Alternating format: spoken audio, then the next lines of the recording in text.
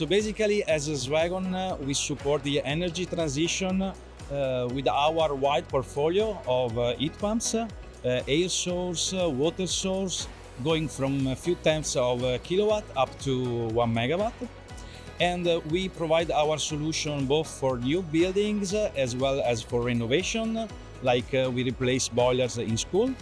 And I always like to say that the heating for me is a kind of mission critical application, because even in the coldest day of the winter, we need to deliver the proper heating capacity that we have committed on.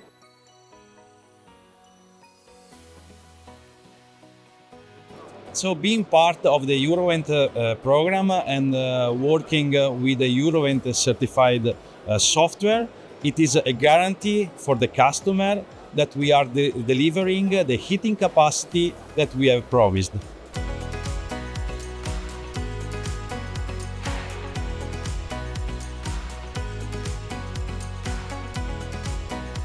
As Swegon, we have adopted the propane technology a long time ago, more than 5 years ago, and we have started to make a transition in our product portfolio, developing heat pump, chillers, free cooling unit, and also multifunctional unit with propane.